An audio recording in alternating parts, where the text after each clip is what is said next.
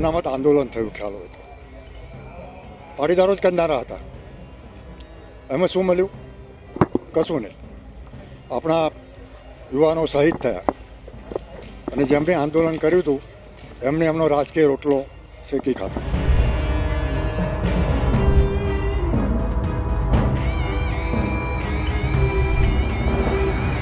આંદોલન અનામતનું હતું કે કોઈને કાઢવાનું હતું, અને પટેલોને જ કાઢે એવું તો શક્ય નથી. ગુજરાતની અંદર એક સમયનું પાટીદાર અનામત આંદોલન, જ્યારે આંદોલન થયું ત્યારે એમાંથી ઘણા બધા આંદોલનકારીઓ ઉભરી આવ્યા. હાર્દિક પટેલ, અલ્પેશ કથિરિયા, ધાર્મિક માલવ્યા અને પછી તમામ લોકોએ અહીંયા જે પાટીદાર અનામત આંદોલનના નામે જે લોકો આગળ આવ્યા હતા એ બધાએ જ પોતાના રાજકીય રોટલા શેકી લીધા અને એક પછી એક પક્ષ સાથે જોડાતા ગયા. પણ એ લોકોનું શું, જે લોકો આમાં શહીદ થયા હતા એમના પરિવાર હજુ પણ ન્યાયની આશા સાથે બેઠો છે. ત્યારે સવાલ એ છે કે આજે ફરી એક વખત પાટીદાર અનામત આંદોલન કેમ યાદ આવ્યું તમામ લોકોને? નમસ્કાર, નિર્ભય ન્યૂઝ સાથે હું છું રિદ્ધિ. પાટણની અંદર લેઉવા પાટીદારનો એક કાર્યક્રમ હતો અને આ જ કાર્યક્રમની અંદર નિર્માના જે કરશન પટેલ છે તેઓ ખુલીને બોલ્યા છે. તેઓએ પાટીદાર અનામત આંદોલનને ફરી એક વખત યાદ કરાવ્યું છે અને તમામ એ આંદોલનકારીઓ ઉપર ચાપખા માર્યા છે જેમણે આંદોલનકારી તરીકે ઉભરી આવ્યા હતા અને પછી પક્ષ સાથે જોડાઈ ગયા અને પોતાના રાજકીય રોટલા શેકી લીધા. અને અહીંયા સવાલ એ જ છે કે હજુ સુધી એ લોકો બધા સવાલ પૂછી રહ્યા છે કે આનંદી પટેલે રાજીનામું આપ્યું હતું કે પછી આનંદીબેન પટેલનું રાજીનામું લઈ લેવામાં આવ્યું હતું. ત્યારે આજ જે સવાલ અત્યારે તમામ લોકોના મનમાં થઈ રહ્યો છે તેમનો જવાબ પણ કરશન પટેલે આપ્યો છે. તે પણ આપણે સાંભળીએ અને ખાસ કરીને હાર્દિક પટેલ જેવા અનેક આંદોલનકારીઓને શું કહ્યું છે તે સાંભળીએ. અમારો સમાજ છે એ પાટીદાર સમાજ છે, અને પાટીદાર સમાજ એટલે ખેડૂત. અને ખેડૂત એટલે કોઈ દિવસ ખેડૂતે કોઈની સામે પોતાનો હાથ નથી લંબાવ્યો. એને હંમેશા કોઈને કંઈને કંઈ આપ્યું જ છે. હવે આપણે ત્યાં અનામત આંદોલન થયું, ખ્યાલ હોય તો. પાટીદારો જ કરનારા હતા. એમાં શું મળ્યું? કશું નહીં. આપણા યુવાનો શહીદ થયા અને જેમણે આંદોલન કર્યું હતું એમણે એમનો રાજકીય રોટલો શેકી ખાધો. એટલું જ નહીં, પાટીદારની છોકરી અને એ બી લેવા પાટીદારની છોકરી સીએમ તરીકે હતી, એને જવું પડ્યું.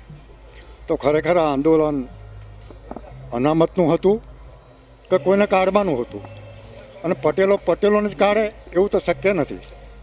એટલે આ એક સંશોધનનો વિષય છે. અને છેલ્લે પાટણમાં જે કંઈ બન્યું એનું સંશોધન તમે લોકો સારી રીતે કરી શકો. ઘણી વખત શું થાય છે, રિપોર્ટરો અડધા રિપોર્ટ આપતા હોય છે.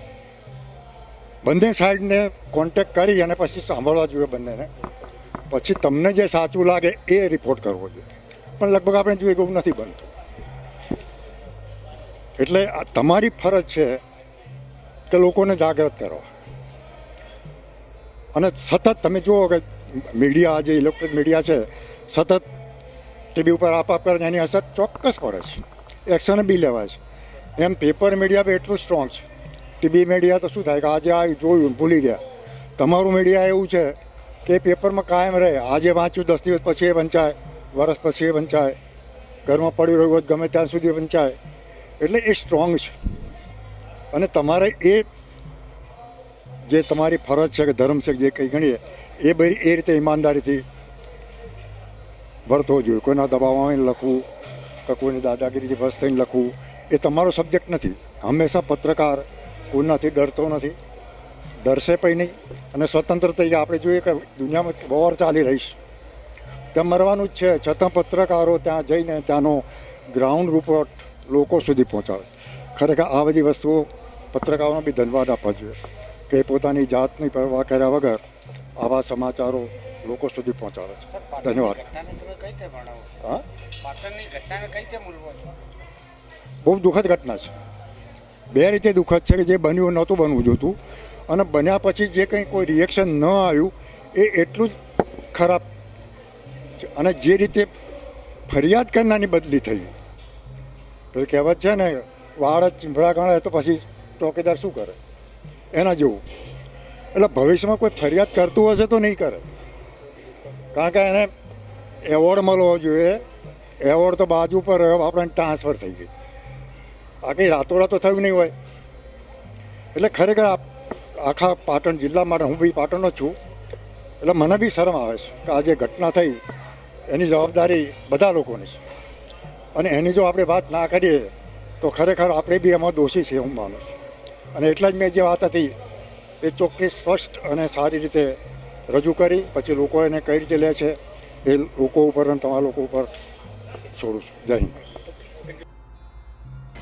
હવે અહીંયા નિર્માના કરશન પટેલ કહી રહ્યા છે કે આનંદીબેન પટેલને પદ ઉપરથી હટાવવામાં આવ્યા હતા કે પછી તેમનું રાજીનામું લઈ લેવામાં આવ્યું હતું, તે પણ સવાલ છે. તેવો પણ આક્ષેપ કર્યો છે કે આનંદીબેન પટેલને અહીંયાથી હટાવવામાં આવ્યાનો એક ષડયંત્ર રચવામાં આવ્યું હતું. કોઈના ઇશારે આંદોલન ઊભું કરી આનંદીબેન પટેલ જેવા પાટીદારની દીકરીને મુખ્યમંત્રી પદેથી હટાવવાનું પણ આ ષડયંત્ર આખે આખું રચવામાં આવ્યું હતું.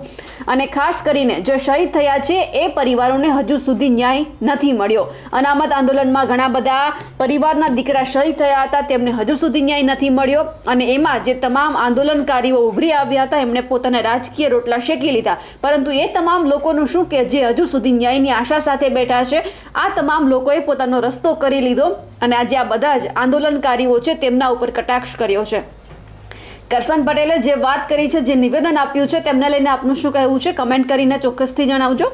સાથે જ અમારી નિર્ભય ન્યૂઝ ચેનલને લાઇક, શેર અને સબસ્ક્રાઇબ કરવાનું ભૂલશો નહીં. નમસ્કાર.